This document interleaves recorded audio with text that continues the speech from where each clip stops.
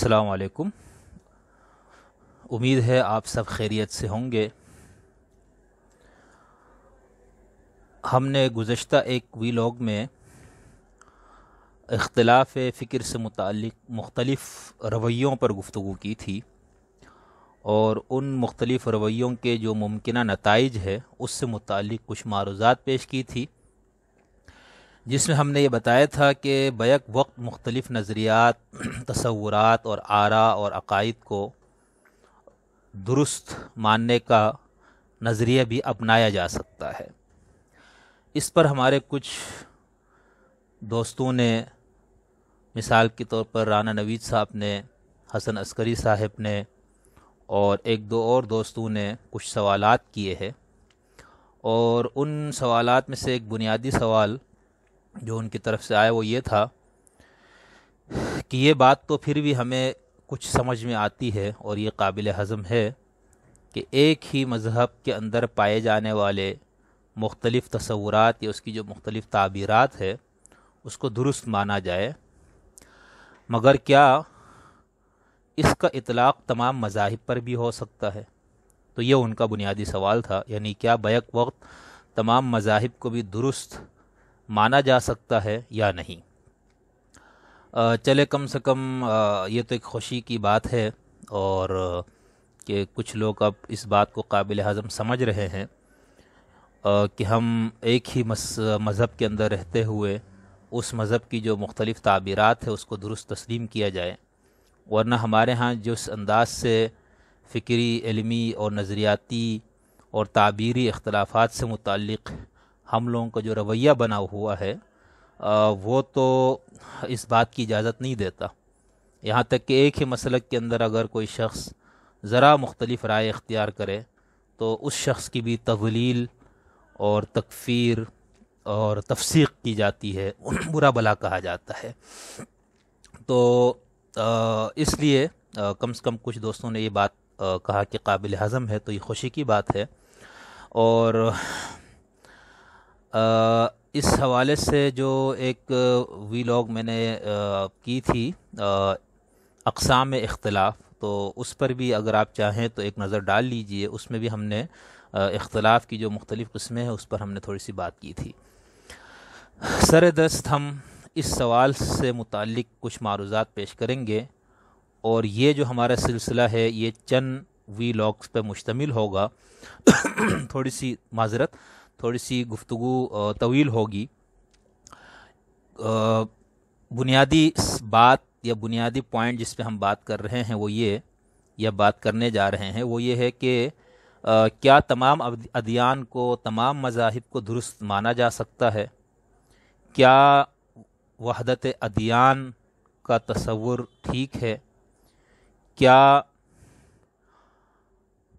सच्चाई को एक से ज़ायद मज़ाहिब के अंदर तस्लीम किया जा सकता है? और इस हवाले से हम यूँ भी कह सकते हैं कि क्या तमाम मज़ाहिब यकसां हैं? तो इस पे हम थोड़ी सी गुफ्तगू करेंगे। जमहूर जो मुस्लिम अहल इल्म है उनका तो ये ख़याल है कि सिर्फ़ इस्लाम ही वाहिद सच्चा और इंदल्लाह मकबूल दीन है। बाकी तमाम मज़ाहिब जो है वो इस्लाम के आमद के बाद मनसूख हैं। अब खुदा के यहाँ उन अदियान की कोई हकीकत और हैसियत नहीं है। नीज़ तमाम अदियान की दीनी किताबें मुहर्रफ हैं, इसलिए उन अदियान पर अमल करके कोई खुदा के यहाँ नजात और सआदत का मुस्तहिक नहीं हो सकता, नहीं बन सकता। इन हज़रात के पास जो ये मौक़िफ़ रखते हैं, और जैसा कि मैंने आपसे कहा कि ये अक्सरियत मुस्लिम अहल इल्म इसी नुक्ते नज़र के कायल हैं, इनके पास अपने इस मौक़िफ़ के बहुत से दलाइल हैं। और ये बात आप ज़हन नशीन रखें कि जो बाकी जो दीगर मज़ाहिब हैं उन मज़ाहिब के जमहूर अहल इल्म और उन मज़ाहिब के जो शारहीन हैं वो भी अपने अपने मज़ाहिब के हवाले से यही मौक़िफ़ और यही नुक्ते नज़र रखते हैं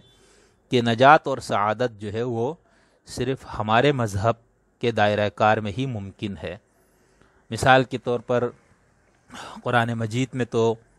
यहूद और नसारा का बहुत ان کا جو اس حوالے سے نقطۂ نظر تھا وہ بہت پرزور انداز میں بیان کیا گیا ہے اور اس کو رد کیا گیا ہے۔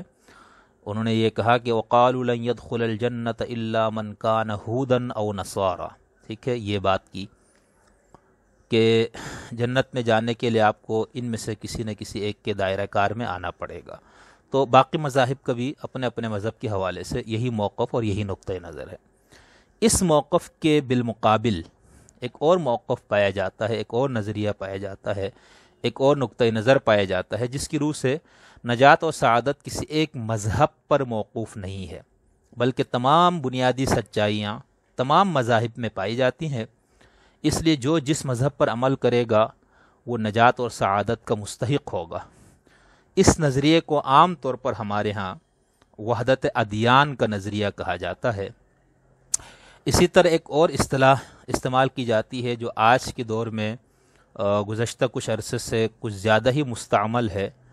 اور وہ اصطلاح ہے جسے انگلش میں پلورلزم یا ریلیجس پلورلزم کہا جاتا ہے، اور اردو میں اس کا جو ترجمہ کیا گیا ہے وہ ہے مذہبی تکثیریت، مذہبی کثرتیت۔ اسی طرح عربی زبان میں اس نظریے کو التعددیہ الدینیہ کہا جاتا ہے۔ یہ جو اصطلاح ہے تعددیہ دینیہ، جس کو ہم نے کہا مذہبی تکثیریت کا نظریہ جسے ہم نے کہا، یا ریلیجس پلورلزم کا جو نقطۂ نظر ہے، یہ جو نظریہ ہے اس کا اطلاق جو ہے تھوڑا سا وسیع ہے، ٹھیک ہے، اس کا ایک مفہوم نہیں ہے جس پہ سب کا اتفاق ہو۔ ان اطلاقات میں سے ایک اطلاق وہی ہے جس کو ہم نے ابھی وحدت ادیان کے نام سے پکارا ہے، یعنی ریلیجس پلورلزم یا مذہبی تکثیریت یا دینی تکثیریت یا مذہبی کثرتیت جو ہے، اس کا ایک مفہوم جو ہے وہ ہے وحدت ادیان، جو میں نے ابھی تھوڑی دیر پہلے جو آپ کو میں نے بتایا۔ اب یہ جو نظریہ ہے ریلیجس پلورلزم یا مذہبی کثرتیت یا مذہبی تکثیریت کا، یہ جو نظریہ ہے، اس نظریے کے جو مخالفین ہے، جو اس کے ناقدین ہیں، ان کا کہنا ہے کہ یہ بھی مغرب سے درآمد شدہ نظریہ ہے، یعنی جس طرح ہمارے ہاں کہا جاتا ہے کہ باقی جو نظریات ہے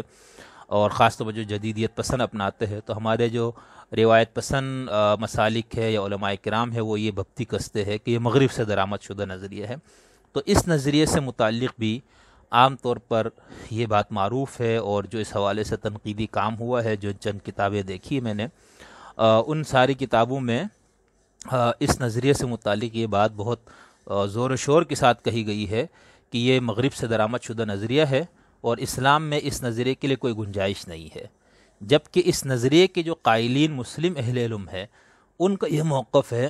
کہ اس نظریے کی بنیادیں خود اسلامی تعلیمات میں موجود ہیں، خود اسلامی فکر میں اس کی بنیادیں موجود ہیں،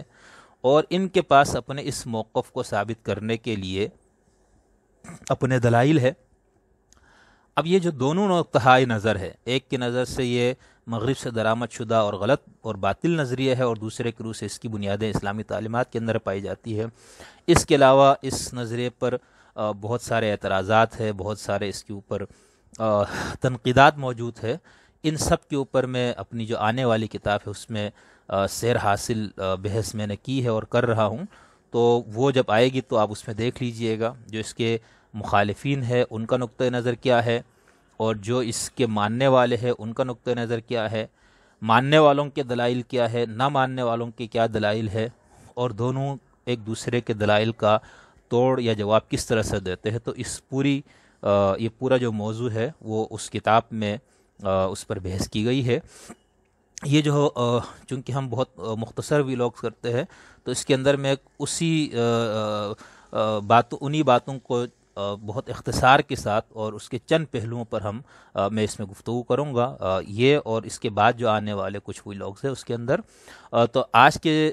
مختصر ویلاگ میں آپ کے سامنے میں اس کا مختصراً ایک چھوٹا سا تعارف ہی پیش کر سکا ہوں۔ امید ہے کہ ہم جس موضوع پہ اب گفتگو کرنے جا رہے ہیں